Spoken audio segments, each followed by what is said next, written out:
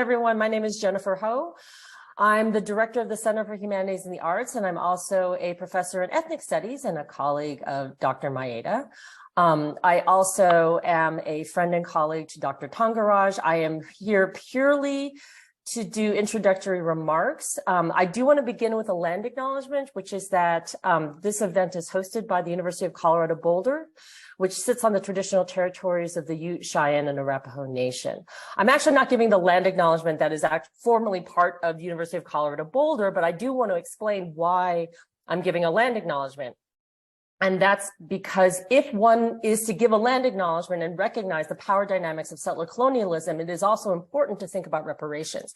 And one of the reparations that the University of Colorado system is trying to do is to provide in-state tuition for any of the members of the traditional tribal nations of Colorado. And I think it's worth talking about the land acknowledgements, what they are for, what they are really trying to do, and the power dynamics thereof, which brings me to today's talk, which I should also say is sponsored by the College of Arts and Science Office of Justice, Equity, Diversity, and Inclusion, my own center, the Center for Humanities and the Arts, the Center for Asian Studies, the Center for African and African American Studies, the Department of Ethnic Studies, and the Critical Sports Studies program. There are so many people who have been intimately involved in getting this event off the ground because we are so many of us believe in and want to support the work of Dr. Maeda in this really luminous, brilliant book. I will also say we need to give a particular thank you to Marisha Lopez in the College of Arts and Science Diversity Office, who's been doing really heroic work in getting this event off the ground, as well as the staff in my office, the Center for Humanities and the Arts, who have been kind of handling a lot of logistical events, including Diamond Darling, who's helping behind the scenes. So I'm going to give an introduction to Dr. Maeda and Dr. Thangaraj, and then you won't see me until the Q&A. Again, please use the chat robustly to communicate amongst yourselves, but please use the question and answer section of the webinar to pose questions, and I hope you have many, many questions for Dr. Maeda and Dr. Thangaraj about, again, a brilliant, brilliant book that would make a lovely gift. And the holiday season is coming up. So without further ado, let me begin with Dr. Thangaraj, who is going to be in conversation with Dr. Maeda. Stanley Thangaraj is the inaugural James E. Hayden Chair for the Study of Race, Ethnicity, and Social Justice, as well as the Director of the Center for the Study of Race, Ethnicity, and Social Justice at Stonehill College. His interests are at the intersections of race, gender, sexuality, and citizenship. He studies immigrant and refugee communities in the U.S. South to understand how they manage the Black-white racial logic through gender and the kinds of horizontal processes of race making. And people should definitely check out, we're going to put a link to Dr. Thangaraj's full bio. Brilliant, brilliant scholar. Please check out his work. And then, of course, we have my friend, Daryl Joji Maeda, who is the Dean and Vice Provost of Undergraduate Education at the University of Colorado Boulder. He's an ardent advocate for students, oversees the undergraduate experience with particular focus on student success, equity, and inclusion. Dr. Maeda is a leader on issues of justice and equity, having co-chaired the committee that created the IDEA Plan, Inclusion, Diversity, and Excellence in Academics, which is CU Boulder's Strategic Diversity Plan. So without further ado, Dr. Maeda and Dr. Thangaraj.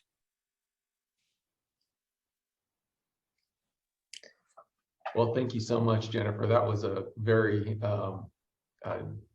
great introduction and generous. Thank you especially to all of the people who have put in hard work in creating this event, in publicizing it, in managing the logistics, to all the centers that you mentioned, and to the Department of Ethnic Studies, which I'm very proud to be a member of. Yeah, thank you. Thank you very, very much, Dr. Ho, for having me here. And I just want to take this very quick moment to say I am forever indebted to Dr. Maeda and to Dr. Ho for their leadership in supporting so many of us. And this book is a testament to these types of connections and scholarship that affirm us. And I am thrilled beyond words to share this space with Dr. Ho and Dr. Maeda. Thank you for giving me this opportunity. Yeah, so Stanley and I have known each other for years and years, and so it's really just a pleasure to be here with you, Dr. Thangaraj, Stan. I would love to just start out by saying, you know, one of the things that I think has been so rewarding to me in writing this book has been that I thought that it was going to be an easy book to write, and it turned out to be a very hard book to write. Back in 2011, I had just finished writing my second book on Asian American activism in the 60s and 70s. And I was thinking, I was about ready to go on sabbatical, and I thought, well, you know, I just need to find another project. Maybe there's something that I can do real nice and quick. Maybe there's a book that I can knock out in a year or so. I started thinking about Bruce Lee for various reasons, and asked people around me, do you think this would be a good book project? Would people be interested in this? And everybody said, yes, this could be a great project. I thought, great, I'm gonna knock this out. This was in 2011. I figured a year and a half at the most. And the book came out in 2022. There's many reasons for that. One's like the slowness of my writing. Another's, you know, the fact that I took on some additional responsibilities, but the real reason for it was that at every turn, every piece of Bruce Lee's story that I started to track down became more and more interesting and more significant. What I found is that his life was not simple, but instead is an encapsulation of much of what we have seen happen in the world in the 19th, 20th, and 21st centuries. And so that's kind of where I'm coming out with this book, and I'd love to explore that with you as we go forth today. Yeah, thank you, Daryl.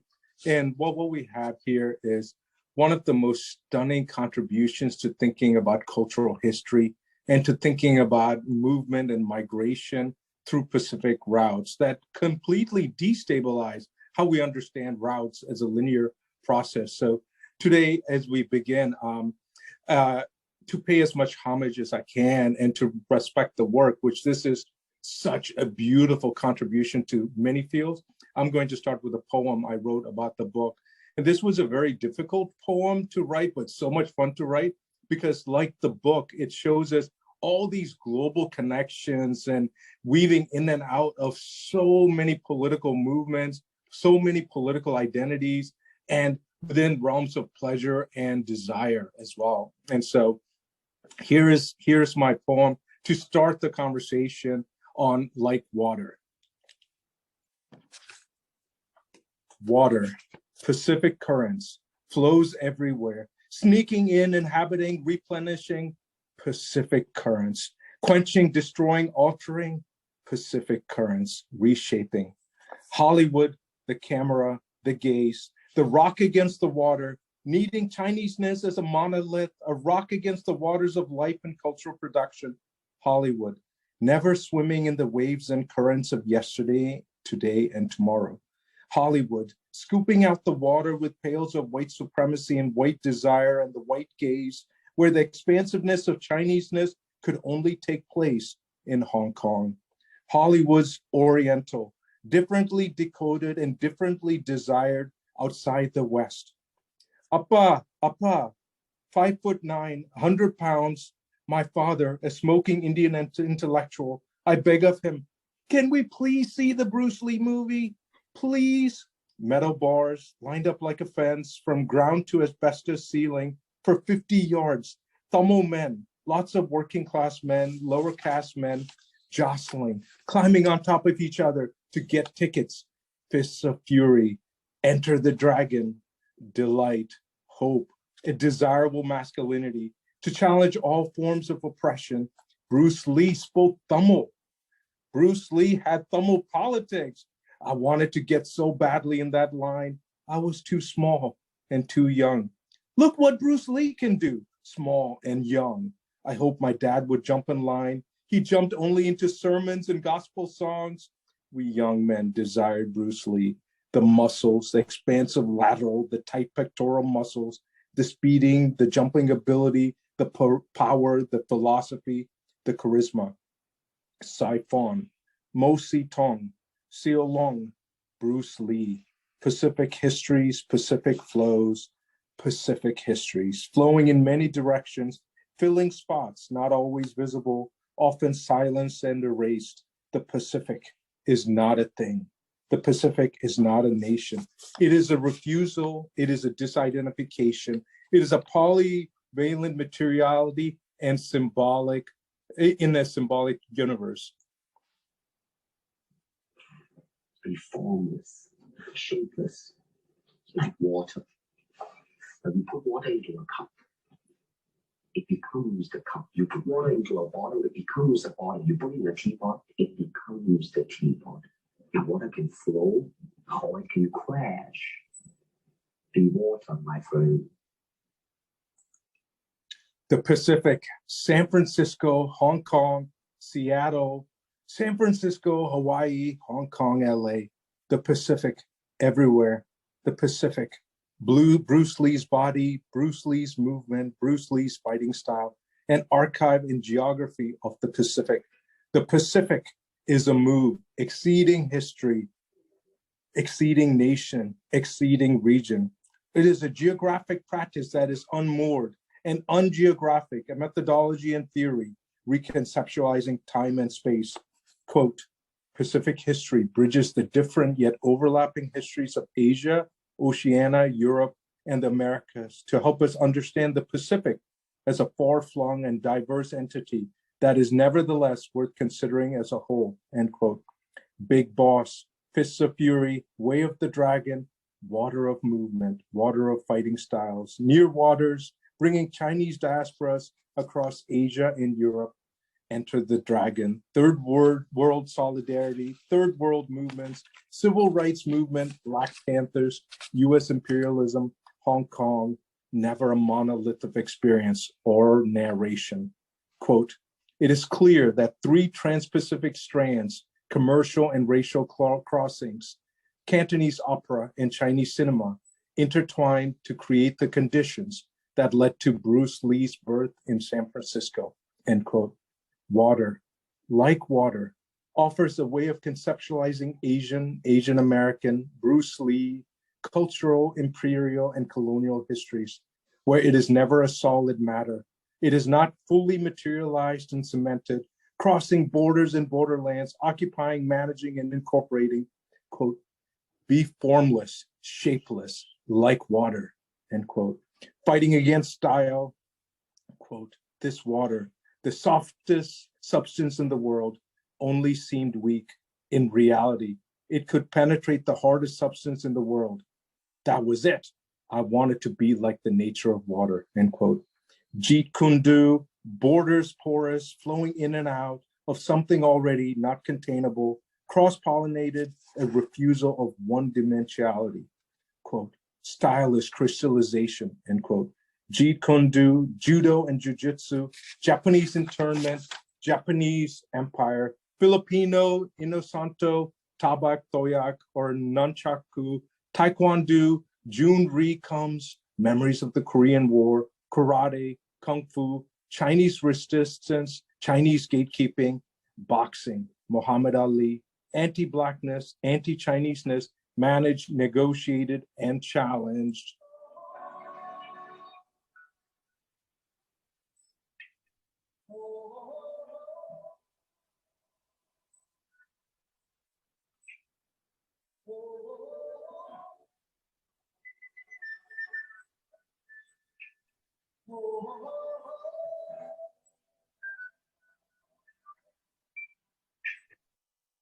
Everybody was kung fu fighting.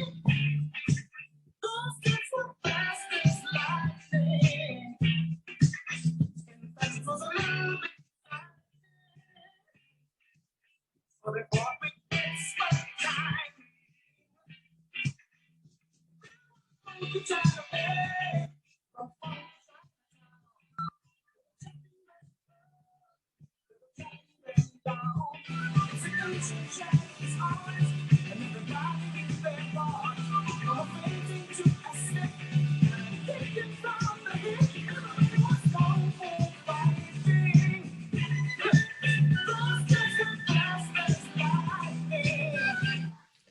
Jeet Kune Do, water. Movements, water. Representations, none. Yet the scrolls, reels, and screens across Hollywood limit, contain, and define the Chinese, the Asian. Capitalism, colonialism, imperialism, flowing like water, flowing with water, with air, experienced on the ground in a multitude of ways through cinematic promises, deeply desired. Quote, his incessant shuttling across the great ocean enabled him to synthesize martial arts in ways never seen before, to combine Asian and Western philosophies, to remake Hong Kong and Hollywood action films, and to break racial boundaries in both his personal and professional career. His impact on the world was as brilliant as a flash of lightning, but it lasted much longer, end quote. Like water, a meditation, a philosophy, a theoretical intervention, a bodily practice, a migration that holds space but refuses to be contained. So that in many ways for me, Daryl, captured the depth and the incredible contributions of your work. And so I want to ask some questions to you now. So with the ways in which water is so central to your project, can you tell us how water works as an archive? Because in this chapter, in your book, you re-narrate the histories of martial arts, the histories of people we know. Chuck Norris's history in the military and his Trans-Pacific Currents, right?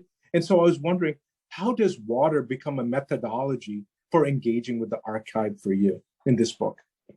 Well, first of all, Stan, thank you. That was incredible. And I feel like we could spend the rest of our time together just unpacking your poem. And I really, really enjoyed that. And in the chat, lots of people were responding to everybody was Kung Fu Fighting 1974, which is interesting, right? To think about the fact that by the time that single hit the charts in the United States, Bruce Lee was dead already. But, you know, you're so right that water is the central metaphor for this book. Currents, flows, eddies. Water, as Bruce Lee said in his most famous quotes that you noted, is a multivalent force. It has the ability to be both pliant, right? He says you pour water into a cup, it becomes the cup. But at the same time, it has the ability to be incredibly powerful. It can grind cliffs into sand. So, you know, in the same way that water doesn't take one shape and it doesn't take one strategy of making its way through the world, nor does it take only one strategy for altering the world around it. Mm-hmm. You know, Bruce Lee as an individual, we can think about the multiple ways that he worked, that he really ran into obstacles, and oftentimes, rather than going directly through them, flowed around them, or at other times just ground them down into submission. But, you know, one of the pieces here that one of the things that I want to emphasize is that this book is not a biography of Bruce Lee. A biography is a book that will tell you about a person. A cultural history is an account that will tell you about the how. How did this person come to exist? Why? What were the factors that led to his or her or their emergence into someone that we think is worth studying and remembering? And a cultural history also tells us about the world around a human being. So I do want to talk about that. By the way, let me just also plug, if you're interested in a biography of Bruce Lee, the best biography is by Matthew Polly, Bruce Lee, A Life. It's a fantastic book and I recommend it. This is just a little bit different, right? This is just, I have different aims with this book. And one of the aims is to really trace the extent to which Bruce Lee is a Pacific figure and a global figure. And that's not just to say, you know, like, oh, he became famous worldwide. That's not really what I'm primarily interested in.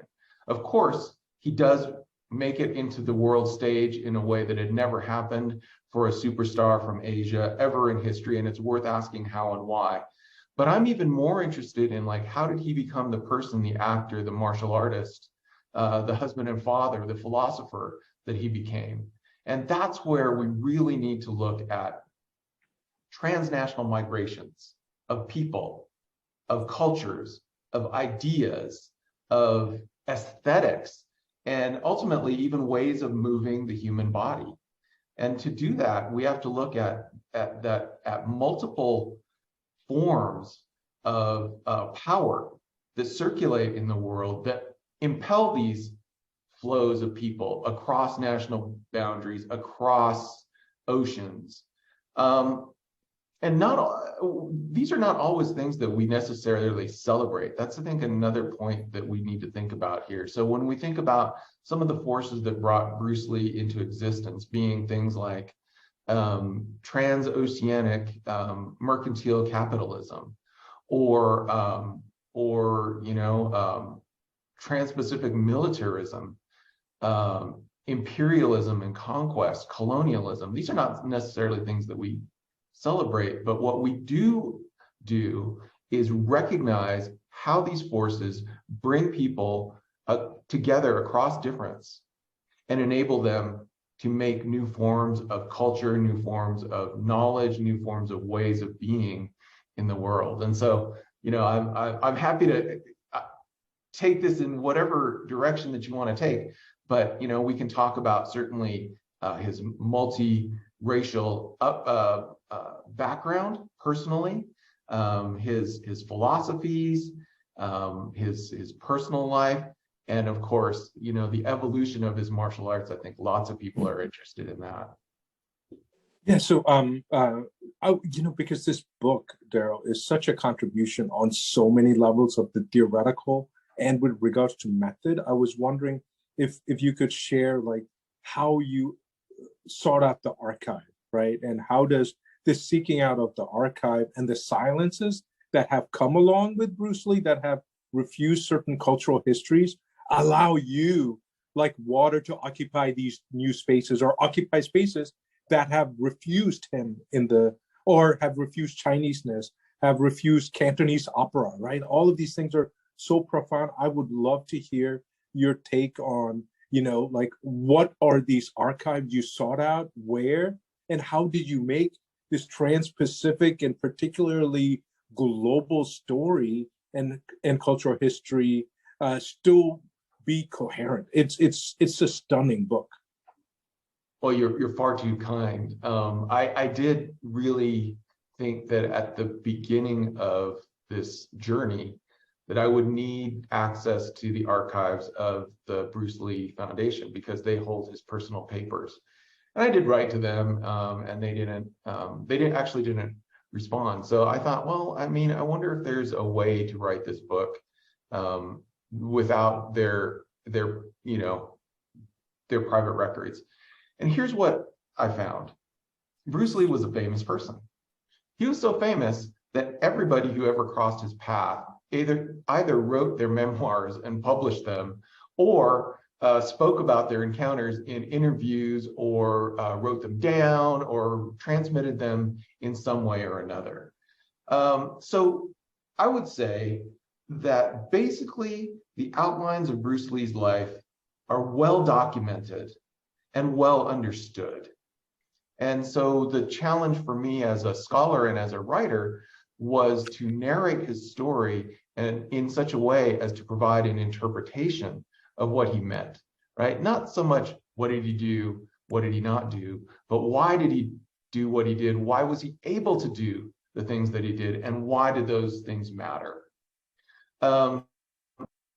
And ultimately, right, I think that what I found is that at every turn in Bruce Lee's life, you cannot understand the why and the significance without looking at the situation in the world around him. And in that way, I do betray myself as a historian, because I believe that historical circumstances matter enormously. So yeah, I don't know if that starts to get your question, but you know, let me add a couple of other things there. One is like sort of the archive of the written record or the oral record or whatever. Another archive, of course, is his cinematographic record, his movies, and his television. But one of the archives that I think is less well explored is his kinetic archive. In other words, the way that he moves his body, the way that people move, right? Human beings move their bodies, but the styles that they use to move them, the purposes that they put movement towards are going to be culturally bound and culturally relevant, right? So that was another archive that I thought was really important to explore, which is to say, right, how he advocated that people move their bodies through space and for what purposes. Yeah, and it was just amazing for me to go back to my own personal history of as a little kid in India. Couldn't wait to get in there to be able to see those movements. But then reading your book, it forces us to go through these kinetic archives, right? So I've been infatuated the last week with looking at all these videos of Bruce Lee doing the drum, the demonstrations of like the 1-inch punch and the 6-inch punch. And so with that, I was really drawn to the ways in which your cultural history is also a rethinking of cultural production, where it's always seen as this linear movement from A to B that leads to these various forms of cinema, martial arts, Chinese American history, but you're asking us to do something very different with like water. So I was wondering if you could share with us how you conceptualize water to think of cultural productions as not contained and territorialized within the nation, right? Like this is something that asks us to rethink the nation's organizing logic as the way to think through cultural production. Yeah, this is such a great question, Stan. One of the things that I do in the book is I pair Hong Kong and San Francisco, vastly different nations, but brought into being by some of the very same forces. They're linked by Trans-Pacific capital. Both of them are colonized territories that are wrested from their original owners. Both of them grow tremendously because of the growth of capitalism, specifically Trans-Pacific capitalism and the trade between Asia and the United States. One of the things that I think not a lot of people know about, maybe, or if you know your Chinese history, of course you know this, but one of the things that I think people who don't know Chinese history that's really interesting is that China becomes a territorial property of, Hong Kong becomes a territorial property, a colonial property of Great Britain because of Great Britain's insistence, in fact, on trafficking Indian opium in China, right? So you think about like that flow alone, right, of connecting the South Asian British Empire to the East Asian British Empire, and then connecting it again as Great Britain and the Western powers first colonized Hong Kong, and then over time, right, opened up China by force to trade.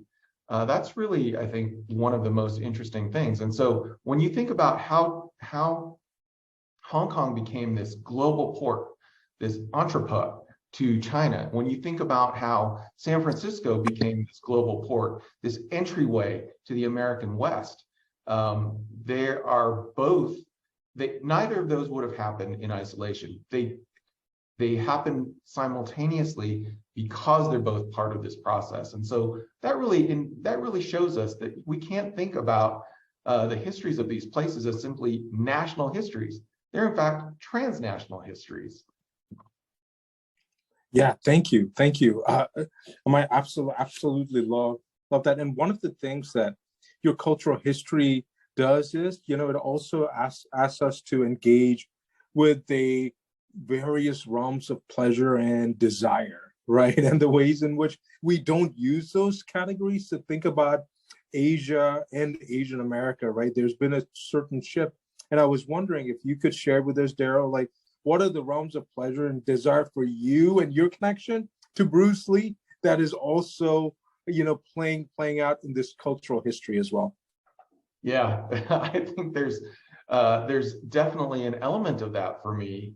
And that is, like, I think that as with most human beings who are able to see Bruce Lee as a bodily presence, right? That is, his body is a thing of beauty that I think all of us can enjoy gazing upon, contemplating on, and frankly wishing that we had that kind of a physique as well. I mean, you were mentioning earlier today that you had worked out this morning, so I'm not sure what's hiding beneath the dress shirt, and maybe you do have Bruce Lee's physique. I personally do not, but just thinking about the body as a tool of liberation is there's so much promise in there.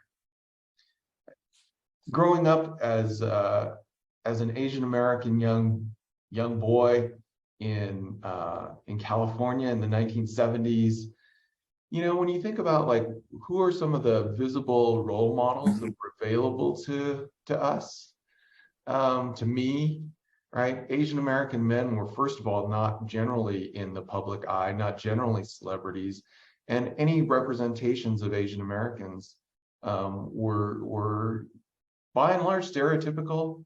And for Asian American men, that means emasculated and or played for laughs.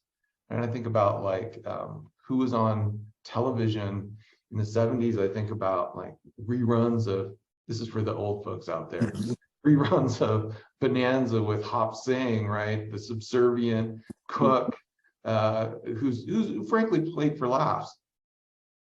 Bruce Lee is wow, what a refreshing change from that, right? Not only is he handsome, beautiful, sexually alluring, but he's also portrayed as powerful and as a hero. So that desire, right, to have that representation of Asian American strength, of honor, and also of beauty is something that, like, I wanted to celebrate. There's no question about that. No question.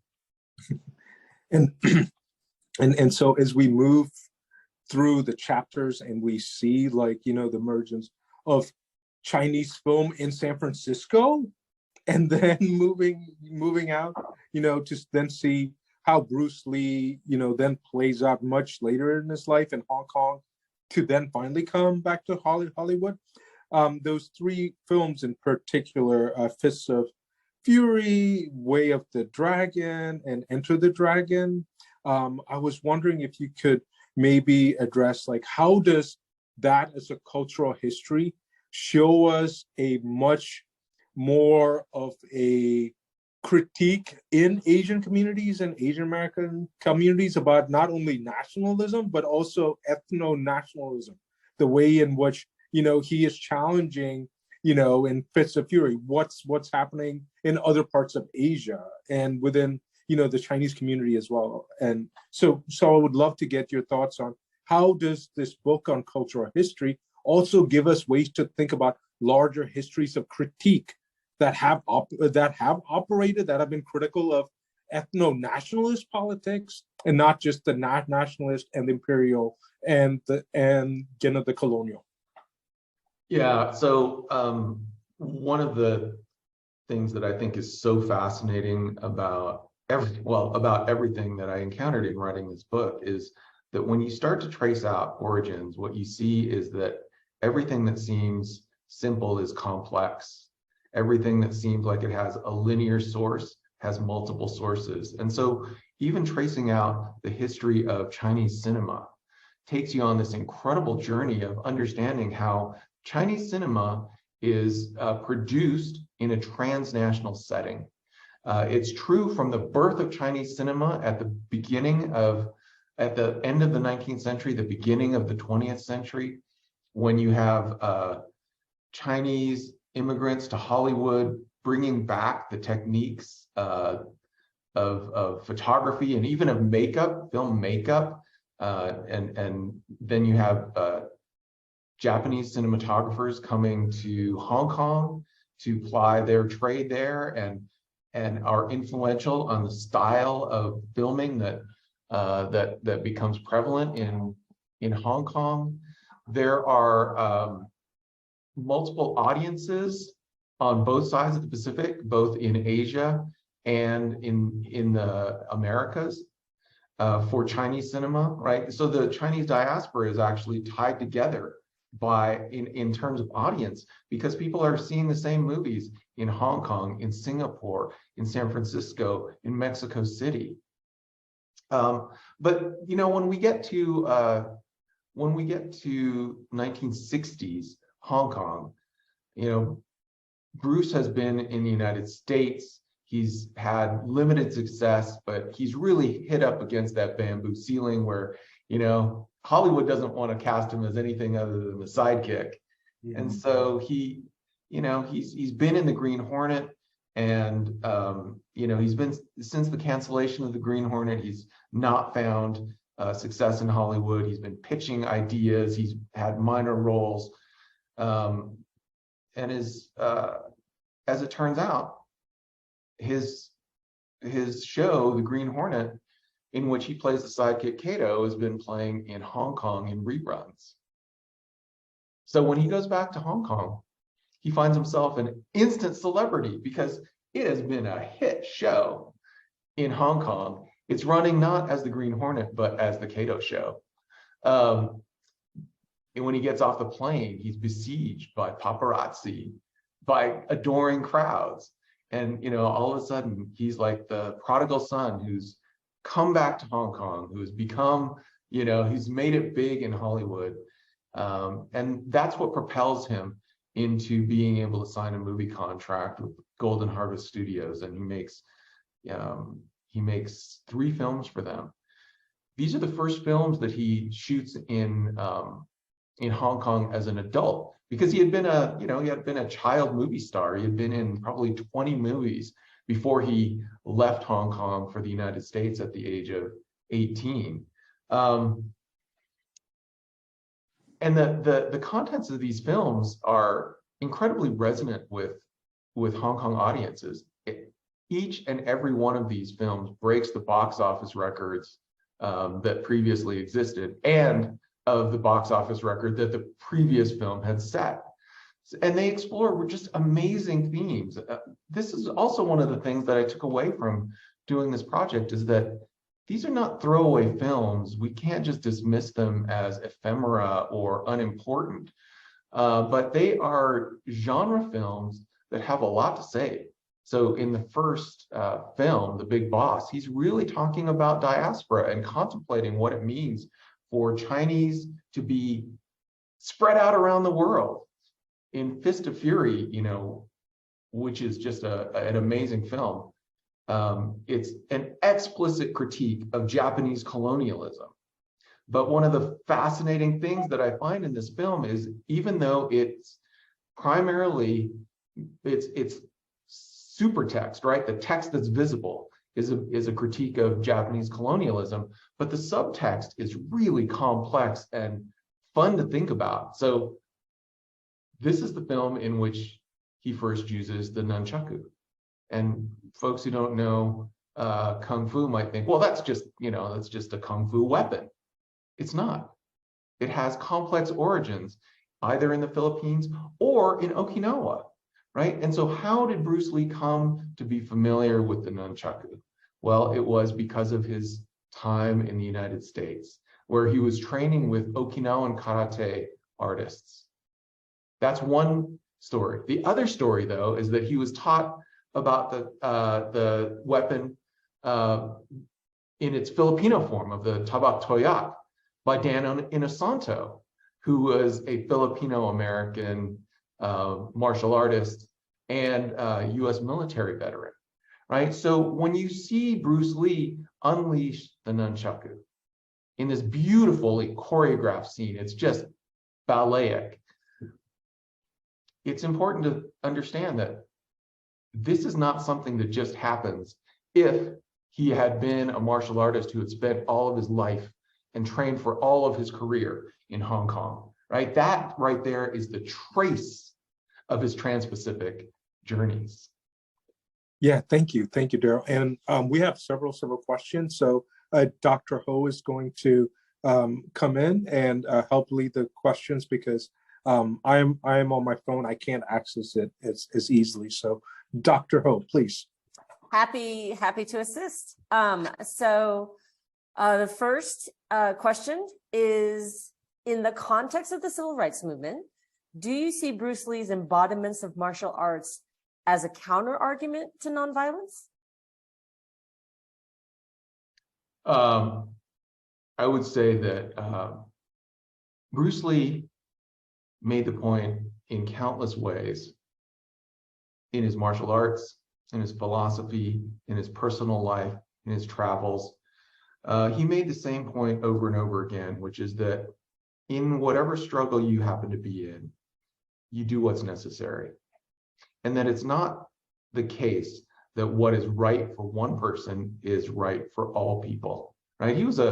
One of the things that's really cool about Bruce Lee to realize in retrospect is that he was thoroughly an individualist. He believed that every person needs to find their own personal truths, and that the martial arts are a way to explore those truths. So, if you're asking me for an interpretation, and so I'll give you an interpretation. I don't think Bruce Lee would have said that nonviolence is the only way. But I also don't think that he would have said it is a false way. It's very clear in his work with African American people like Lou Alcindor, Kareem Abdul-Jabbar, right? That he was familiar with Black struggles. He even talks about it in some of his interviews. That he wants for Asian Americans the same thing that he sees African Americans pursuing, which is full humanity. I think there's some really beautiful expressions of solidarity, not so much with the civil rights movement, but with the Black Power movement in Enter the Dragon. And I think that's something we can certainly talk about. But I don't think that that we would be correct to say that Bruce Lee advocated nonviolence or advocated, armed struggle. But like water, he would say sometimes you got to use one, sometimes you got to use the other. So I'd love Dr. Thangaraj to also weigh in on this question. I think one of the things that strikes me, at least about how Lee is portrayed in the film and the characters that he portrays in his film, is that he's not the aggressor, that he's somebody who responds with violence to aggression, either against himself or an oppressed people. Dr. Thangaraj, do you have also any thoughts about this question? Yeah. Thank you, Dr. Ho. And I think one of the things I see here is that it's also a stern commitment to see injustice in the most expansive way, to see it in all places, that is not embodied in only one particular ethnic history, right? And that's where the larger forces of imperialism, colonialism, and capitalism play out in this incredible book. And that's where the way in which Daryl traces that history, where we see that moment where they're in Hong Kong and all of a sudden Bruce Lee is missing, he's helping a blind person cross the street, right? Like wow, right? And so there is something where to this, he was really committed to a vision of justice. And that methodology had to be fluid like water.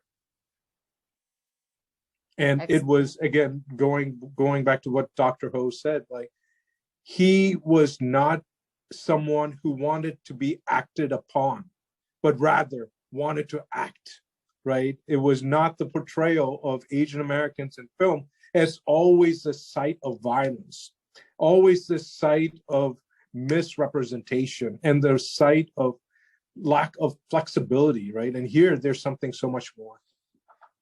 Yeah, Fantastic. absolutely. Yeah.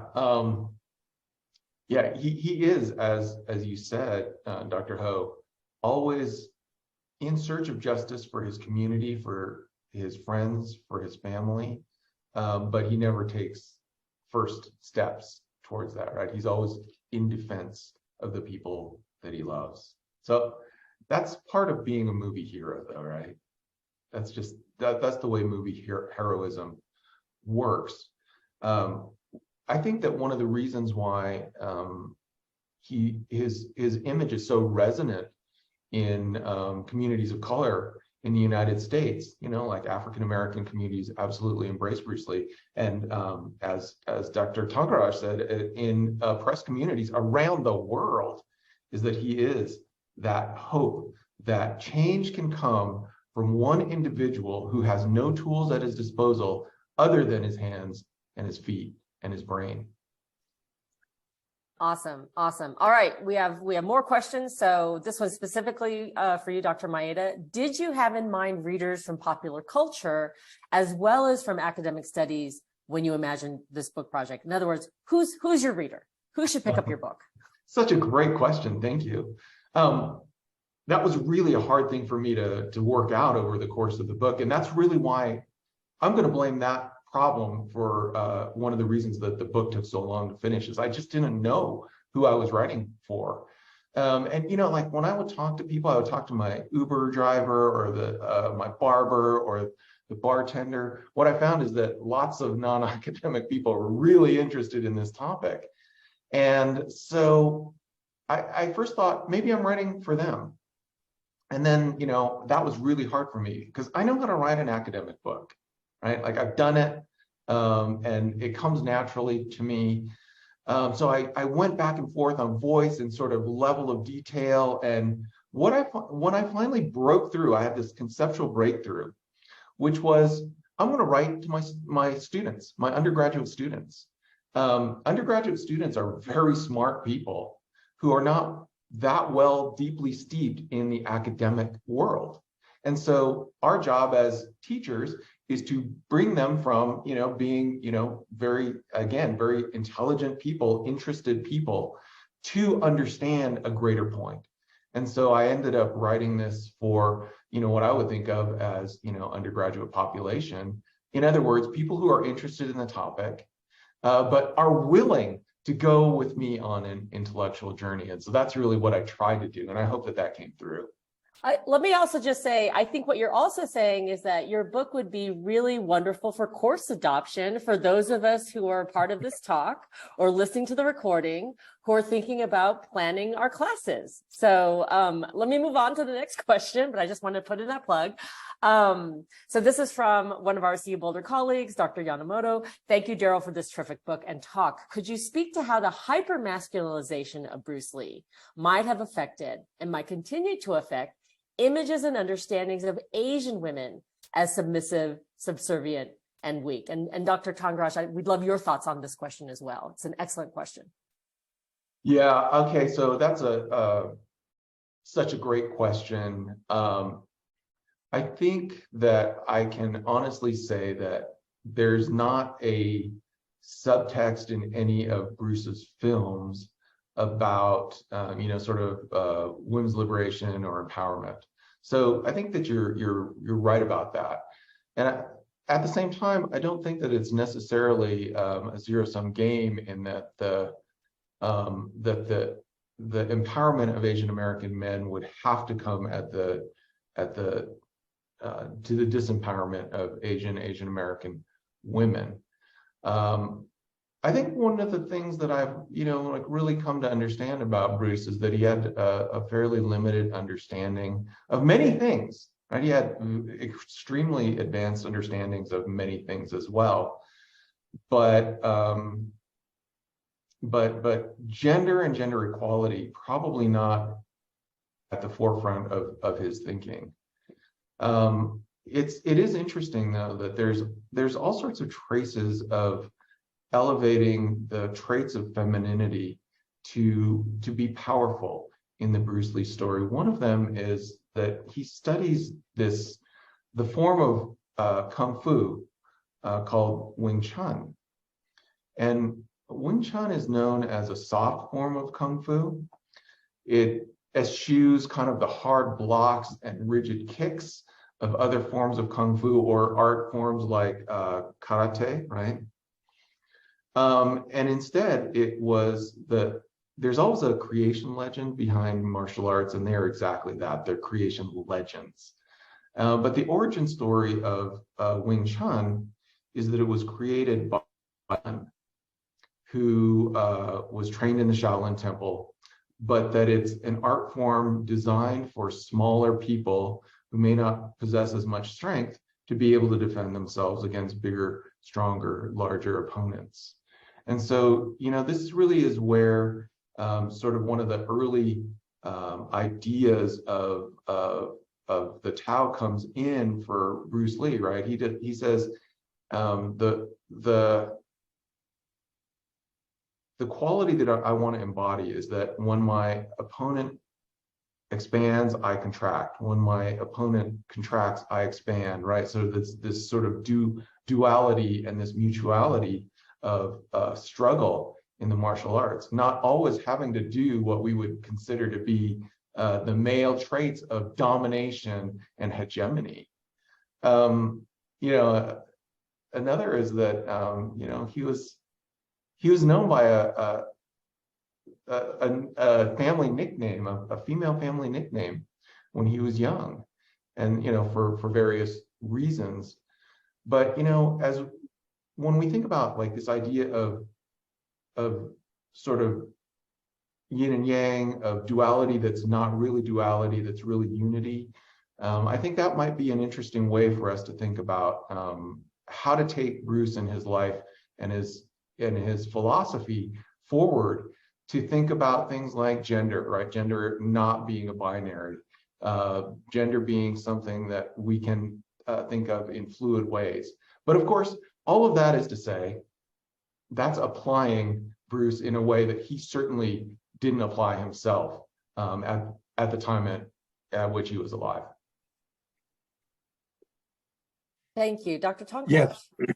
Yeah, thank you. Thank you for that great question. And I think one of, and that's where I think the methodology of water allows us to see where can this flow next, right? And that's the project. I think one of the things that is really not necessary for the next book on this is to think about how does Bruce Lee encode a certain type of masculinity, and how is it differently decoded, right? To bring in Stuart Hall, like how are audiences engaging and reinterpreting and creating new types of desire that aren't bound and legitimated and really embodied in a hyper masculine figure, right? Like how are different readings of Bruce Lee that work outside the language of hyper masculinity, right? And so I think that this is where I think Mimi Wynn's book is really great, the 2006 book on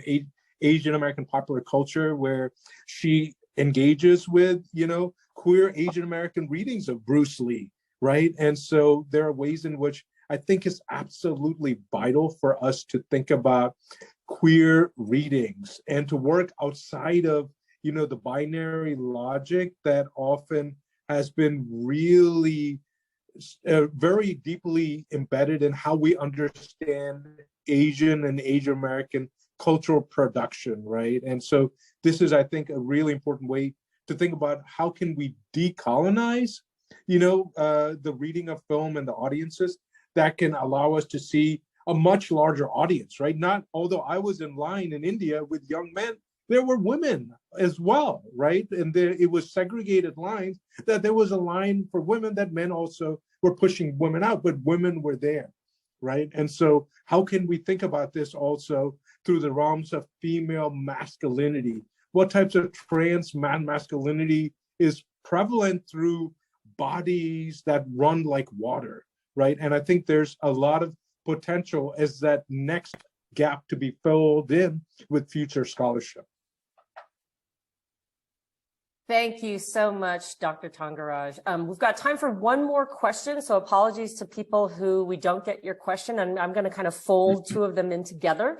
And this is a question about popular culture. And so if we think about the cinematic legacy of Bruce Lee, in what ways can we think about the filmography and his legacy in terms of the things that came after him?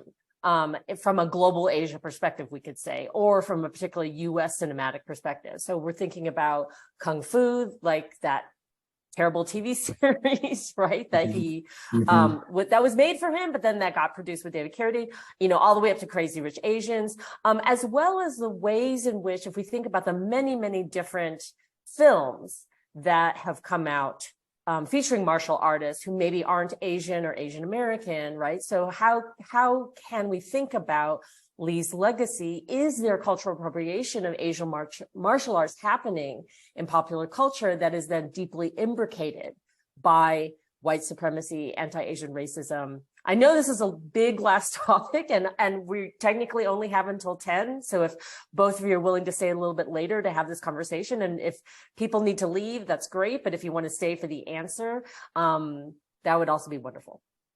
That's a huge question. Thanks for posing it in an organized way.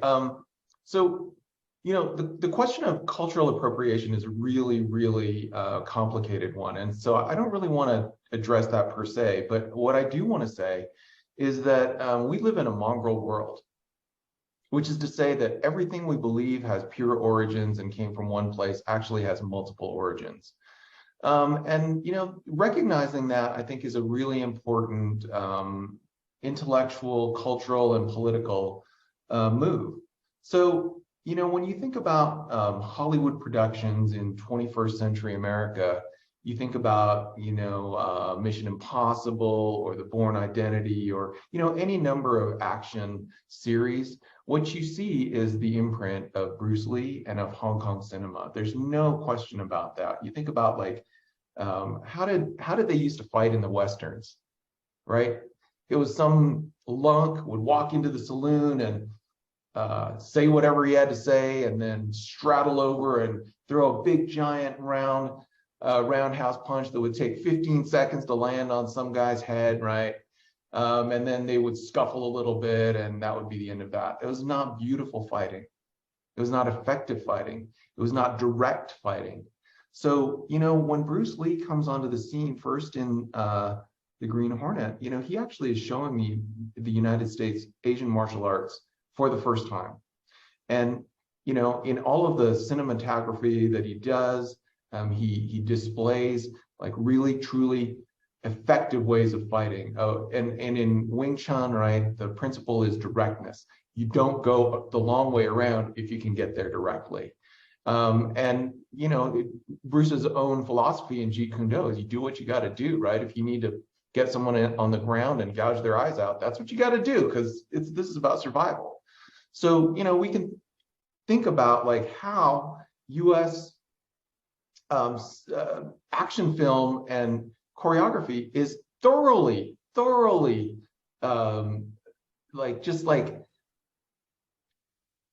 created by an absorbing of some of these principles. Is that cultural appropriation or not? I'm actually not interested in that. But what I am interested in is people understanding the extent to which we cannot understand anything as purely white American or Black American or Asian American. In this culture that we're in, we are all constantly influencing each other, right? Like, why do we see, you know, Wu-Tang Clan, for example, right? And why do we see the intense imbrication of martial arts and hip hop? It's because we have things to teach each other and to learn from each other. Thank you. Dr. Thangaraj, any thoughts about Lee's filmic legacy and cultural appropriation of martial arts in general? That is where I think at Dr. Maeda's points, I will not add anymore. I cannot possibly add anymore. What I can say is, what are the moments in which Bruce Lee pops up and becomes a object of study and a point of historicity, right? And so I want to ask us all in that, I think what Daryl is asking us to do is to refuse the idea that cultural production has to be highly visible at all time and has to reach a particular global scale. And that's where, for me as a scholar of sport, I say, why are we not talking about Jeremy Lin? Why does Jeremy Lin become relevant only in that time period? Just like, is Bruce Lee relevant only in a time period? Or can we, like this book asks us to, move like water and get into all these other spaces that shows us Asian American cultural production on a global scale? That is already a transnational project that is always in conversation with other communities of color. And so that is where, I would love for us to think about, how does Daryl's book then give us a signpost of how to find these gaps and silences and erasures and let the water flow? That's a brilliant way to end. Let the water flow. Let us all be like water. So big round of virtual applause for you, Dr. Thangaraj, for being here, being in conversation, for you, Dr. Maeda, to show us just how brilliant your book is. We are, thanks to Marisha Lopez, going to be able to have all the hyperlinks saved. We will put them on a website with the recording of this conversation, which has really just been so rich and wonderful. So, and just lovely to be in dialogue and conversation with both of you and to see so many friendly faces who have showed up for this Zoom event. So thanks, everybody, and have a wonderful rest of your day.